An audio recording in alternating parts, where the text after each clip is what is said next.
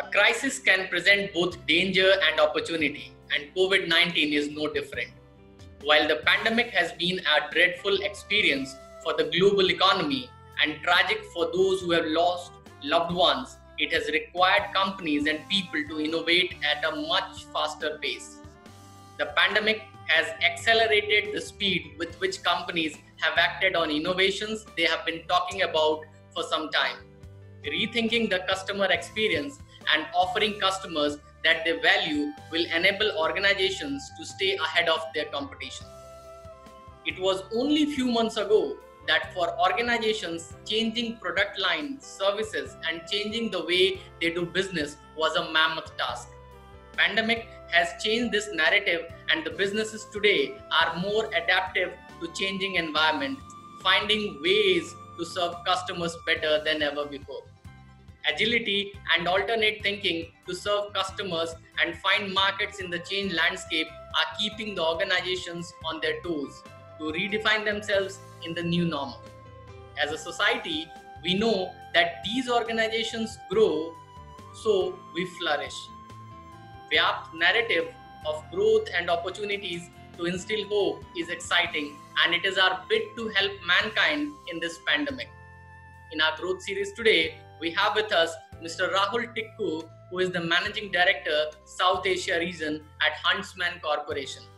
Rahul, with over 2 decades of experience, has been instrumental in his contribution to strategic positioning and business acceleration and driving performance to deliver outstanding results.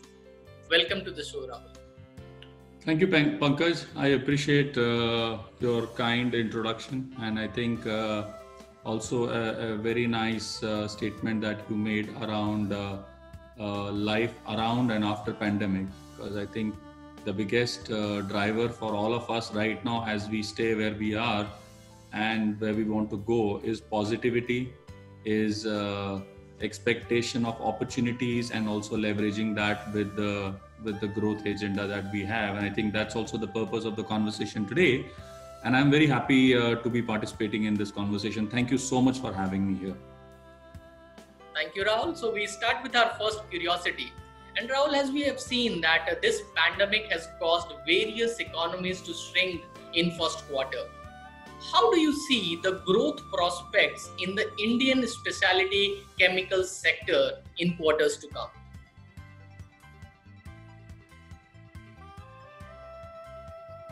Okay, I think that's a very good question, Pankaj, especially with the current uncertainties around the pandemic. So I'll try to answer it in 2 ways. The first part, I will focus a little bit on opportunity, as you rightly mentioned, and I'll kind of try to paint a bit of a landscape of South Asia that it is, and I'll also give a little bit of a flavor on what are the key enablers, for the growth that we are talking about, and why are we talking about the growth. So first of all, I think countries within South Asia and also largely Southeast Asia are at a very interesting and an inflection point of what I call as an incredible opportunity. Now, I can give you some examples. One is, let's start with India. Second largest market for new consuming class. A lot of people are talking about this, and that consuming class is households. And this is already the second largest market. The living standards in South Asia are improving every year on year, and this presents another opportunity. The sustainable urbanization that we call today, these are growth engines in South Asia, and that's a huge opportunity as well. Harnessing the technology. Now, we've seen a lot of disruption here. We're talking about startups, we are talking about a culture of technology, how it is gravitating and moving industries along, is also a living example of what kind of growth opportunities are we talking about. My belief is that the region is already at a very good sweet spot to take its place as top 5 economies in the world by 2030. And whether we're talking about India or we are also talking about associated countries, neighboring countries, and the whole region. Why am I so upbeat about it? Has got some statistics to support. One, let's move our focus a little bit back into India. We have a young population, 29 years roughly. That's what we are talking about on average, and we will continue. This is very important. We will continue to have this young population going forward for next 10 to 15 years. And beyond. So there are various projections which are, so I will not peg a year or number, because then I'll become Nostradamus, and that's not my idea right now.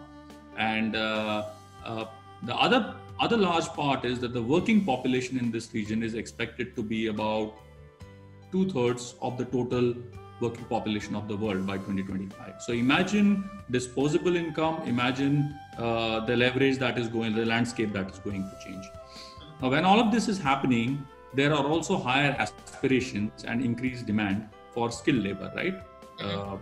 And this trigger will lead to better and higher education levels amongst people. When we therefore talk about middle class coming up, which is about 300 million roughly in India, we are also talking about an increased consumption. Now, if I was to quickly place this paradigm with chemical industry, and that was your main question. So I think chemical industry has always been a consistent value creator, and it will always remain as a very attractive hub of opportunities, even in the environment of global uncertainty. I think that does not matter. It's a short-term stuff. The macroeconomic perspective on South Asia indicates that while short-term outlook is certainly challenging, the region's long-term growth story will remain intact, and in fact, from to my mind, very positive. I always keep telling my colleagues, my friends, that if there is any action in any part of the world, it's in this region, right? So that's fantastic, and I can just deliberate a little bit for a few minutes before we can move into the second part.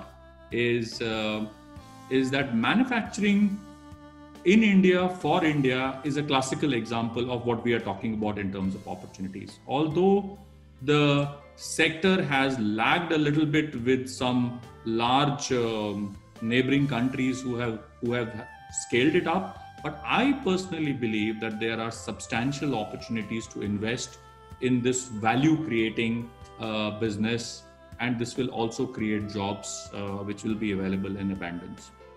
The second part is that India's appeal to potential investors is much larger and bigger than past. And my recommendation and belief is that this appeal is not going to be low cost labor. So it's not about that arbitrage. My belief is that manufacturing in India is going to be more about innovation to build a very competitive business and tap a large growing local market. And I love this one example, and I think Pankaj, you would also believe and agree with me on this. Imagine Mangalyaan, all right? So we all got very excited about it. True. And you would know, we spent about $74 million to build one and put it in orbit, right? Yeah. And if I put that paradigm and look at some of the movies that are made in Hollywood, we are talking about Gravity, the mission Gravity, $100 million just for a movie. And we got a Mangalyaan up in the space for $74 million. So this is about frugal innovation. This is about the power of minds in this region. And I'm extremely proud about that. And therefore, to my mind, most of the leading chemical, specialty chemical, whatever we call it, will focus their efforts to run their manufacturing and development centers in this region for any type of chemical. I think basic specialty consumer, and the focus has this focus has predominantly led to good growth opportunities for all chemical domains in South and Southeast Asia, especially specialty, non-specialty. Anyways, they are both correlated to my mind, and the testimony to this is we've heard it some time back that we are a net exporter in India. $45 billion in a short span of time is an incredible feat to achieve.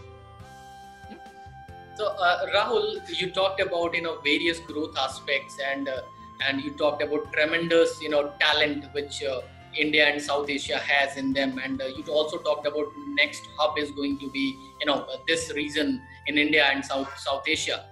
Can you also help us understand, because there's a whole lot of buzz in the market going on, that if India has to become a 5 trillion economy, 1 trillion share has to come from chemical industry, be it any type of chemical, in normal chemical or specialty chemicals. What's your views about it?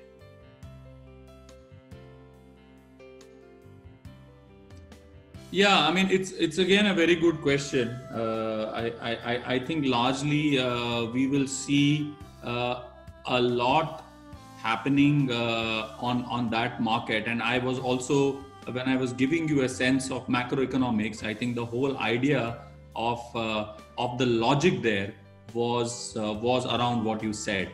But if I also modify the answer to your question a little bit on what could be the enablers, therefore, for us to go there, to my mind, I think the biggest enabler will be a robust foundation, right, towards creating an environment of innovative solution, right? And I always have this word which I use at many forums, is India's hard problems, right? And it's not only India, it's broadly our region also, because fundamentally we have had different priorities in life, in society, and we are evolving. So we have some soft hard problems, and we need to have some very nice innovative solutions. One of it is certainly regulatory, which is and also largely quite a bit about government's focus on creating an enabling environment. I think they're doing a fantastic job there. I mean, if you look at, for example, India, the self-reliance agenda on Atmanirbhar, I think this is a true testimony to what a focus can bring in terms of transforming a journey of some of the industries. Very true. But if I move my focus away from them to us, and then try to look at what is it that us, which is you, me, can do, I got 3 things to talk about there. One is, for players in this region, scale will matter than even more and even before, as it could help us fortify our competitive advantage in this industry. And when I say that, I said this before also, it is not going to be cheap products, but it will be innovation, sustainable solutions to the world. Okay. The second part, which I feel is a great enabler or a transformation for us to accelerate from where we are to where we want to go, is to create a lot of pepping up innovation philosophy, setting up an R&D center, ramping up local production, and increasing our exports, our utilization rate of an asset as much as we can do. One example which I'll give you is one of our sites in India, and I'm so glad about it, because we, for whatever we produce, nearly 65% of the produce that is manufactured at one of our sites is exported to about 36 countries in the world, including USA, Germany, and also China. Wonderful. And that's amazing, right? I mean, it's all about building that leverage, creating that scale. And we are not talking about exporting cheap stuff. We're talking about a world-class standard product going into developed economies. And that's about scale, that's about innovation.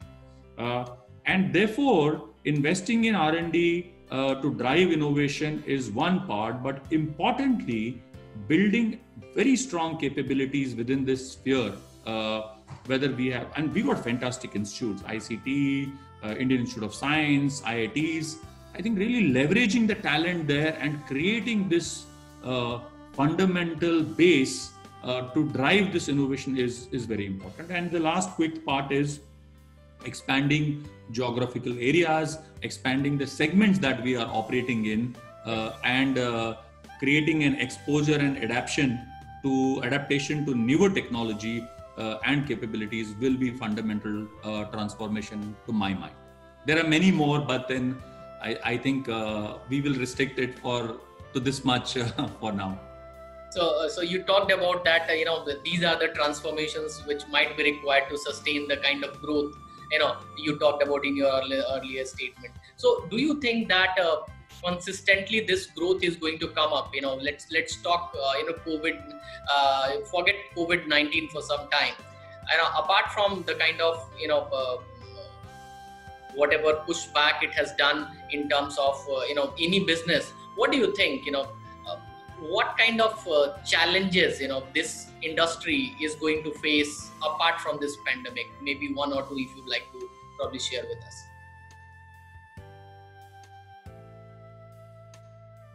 So yeah, I mean, it's not only chemical industry as such, Pankaj.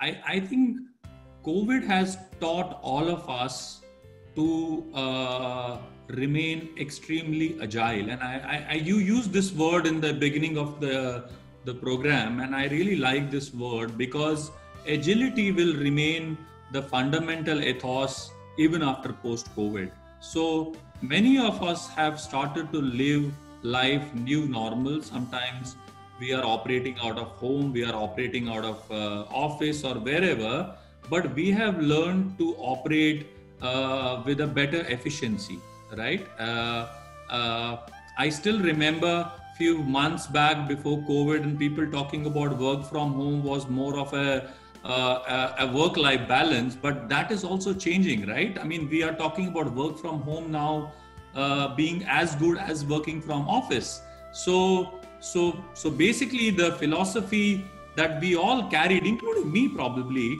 has also being disrupted quite rapidly in these times. So what is the message? I think the message is that we have to keep evolving. We have to evolve fast in the current environment, but also going beyond, because the technology, the challenges, and importantly, the opportunities are moving so rapidly that if we do not have an agile structure to cope up with that, it will be very difficult for us to catch up with the growth and the opportunity that is presented to us. Rightly talked, Rahul, because these are the times, wherein we have to look at opportunities beyond what is obvious. And you put forward some of the narrative, which is really, really, important for all of us to look at. But if you talk about, Huntsman as an organization, which is very, very agile in terms of helping people, in terms of caring people, and in terms of, spreading hope in the society, be it you talk about, nooks and corners of the world, you talk about any country and they are doing their bit. How can you, probably, tell our viewers that how this industry as a whole is working for the betterment of society and humanity? Yeah, again, a very, very, very nice and interesting question, Pankaj. So my view, and this is also very close to my heart. So you asked me a question where I can speak for an hour, but I'll restrict myself to a short statement.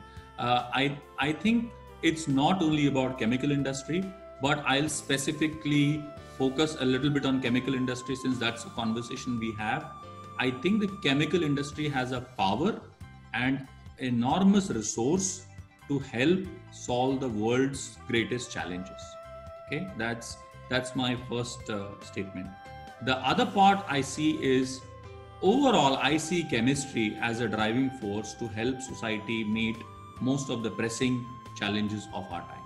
Okay, and there's no doubt about it. And we have seen during COVID how chemistry and how chemical industry has helped in many ways. So I won't go into specifics of that. We as Huntsman look for opportunities where our products and innovation can meet the world's growing needs, whether it is food, whether it is water, or even reduced emissions, because that's very, very important again. And I believe Huntsman and largely industry needs to demonstrate the commitment to sustainability by investing in education. Very important. We talked about it earlier. Health and economic development, again, very, very important. Creating innovative products to help reduce environmental impact. okay, for our planet. And this is not about only people who are associated with the chemical industry, but this is all of us, you, me, people, consumers. That's very important. Look at what is happening today. We are talking about air becoming better and all that stuff. So it's all around how do we put collective effort to bring about that change, and continuously improving manufacturing processes within our footprint to reduce our environmental footprint. This is very, very important. Okay. And therefore, I believe, as an example, that sustainability will become a major focus area. Environment will become a major focus area. It is no longer just a buzzword, with various stakeholders placing premium on it. And I'm so glad that the paradigm is changing in this part of the world. Specialty chemical companies such as Huntsman have already prioritized sustainability and social responsibility initiatives beyond compliance. So it's not about compliance only for us to change the community. For example, I can give you an example if we have a few minutes. Since 2010, our textiles business has developed solutions which has helped save about 6.5 billion liters of water. That's about fresh water for about 9 million people, Pankaj. And this is about doing it through alternate methodologies and consuming less and doing more. Okay. Another very good example is around upcycling. So we've upcycled a low quality PET scrap and transformed it into an energy saving product for insulation. And just a number, because that sounds more, we have used about 500 million PET bottles in past few years, which is enough to insulate about 700,000 homes. Amazing, right? I mean, what do you do with this scrap? It's there. I mean, how do you create an opportunity and convert, upcycle it, and reduce footprint? The other part on education, which we were talking about earlier, Pankaj, is also very important, because empowerment through education is the premise behind our company. And we've started this project called Anandi, and we inaugurated it in communities near our manufacturing site in India. And what we are doing is we are improving water supplies, we are upgrading school facilities, teaching methodologies. And Anandi, I'm glad, has also enriched the life for local villagers and enhanced their livelihood by developing better skills for farmers as well as for herdsmen. And these are three examples which I thought are more relevant to the context that we are talking about today. Very true. In fact, the kind of examples which you have given, both from the kind of CSR work you have done or otherwise, are very, very relevant in today's times, because we need to open up today. We need to show people our compassion, our love, our care towards the society, the examples which you gave. But when you build in a lot of hope, there are also the prospects of employment. Okay, so, and my next curiosity talks about that what are the employment prospects post-pandemic in this industry? Maybe one or the other kind, maybe direct or indirect jobs, which might be created through this industry.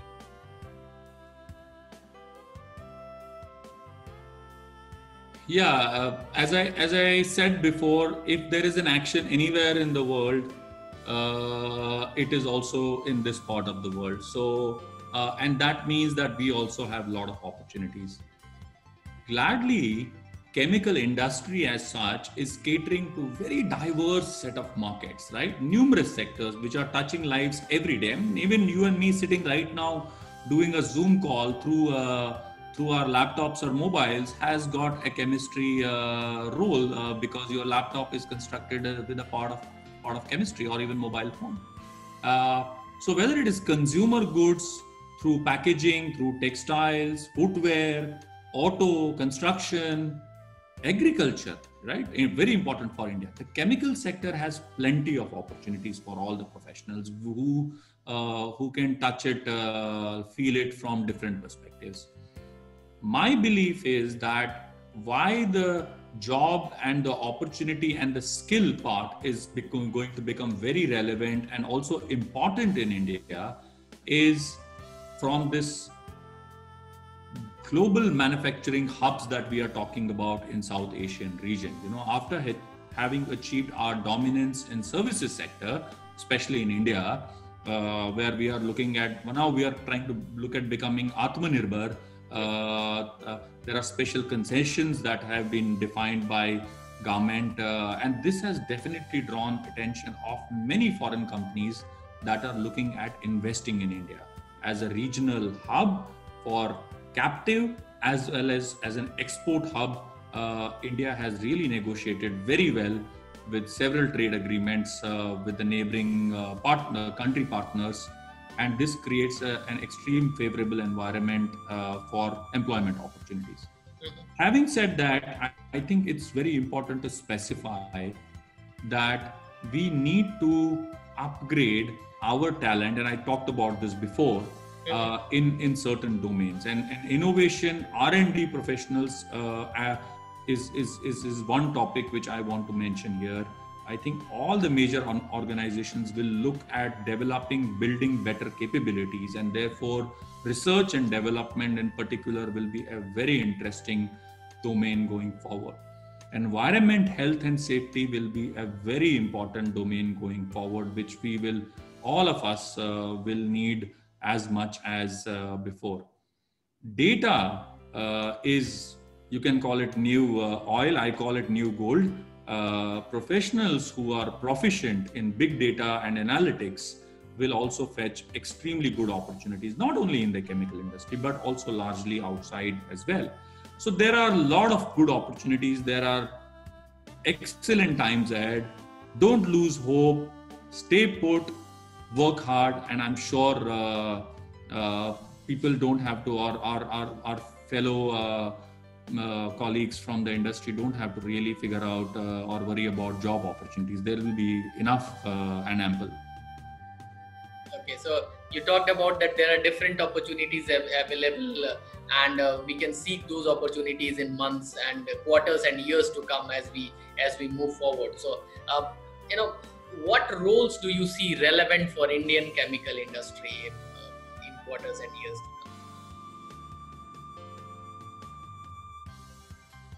come? I think Pankaj, I said that. I mean, for me, manufacturing bit becomes important. The supply chain in India post GST is presenting a very interesting opportunity, but also an extremely complicated challenge on efficient supply chain management, right?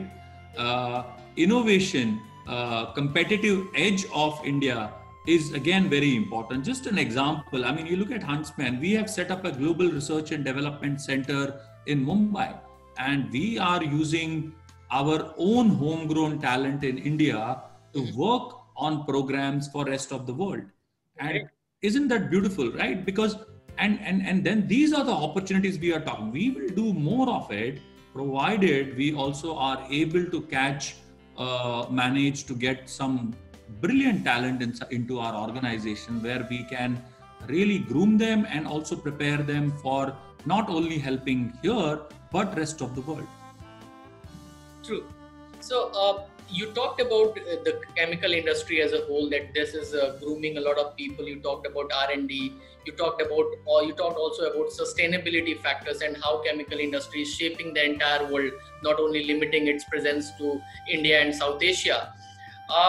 Can you also, let our viewers know more about you? Because you have been one of the person whom people have been watching, to grow up the ladder and to beat different kind of challenges in life, to come stronger every time, whenever the challenges come to you.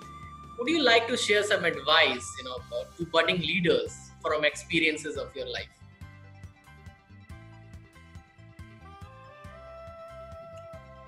Yeah, it's again a very, very relevant and a good question, Pankaj, especially during this pandemic, right? One thing which I want to tell everyone is stay positive, don't lose hope, okay? Because that's very, very important. The second thing which is extremely important and has been my journey as well is hard work. And therefore, my advice to budding leaders would be that there is no substitute to hard work, and one should not have any shortcuts to success. You always get what you work for. All right. And we can't visualize and expect things to fall in our lap. And this is relevant to you, me as well, Pankaj. You have reached the success of your life by really not basing too much on good luck and blessing, but through perpetual hard work, right?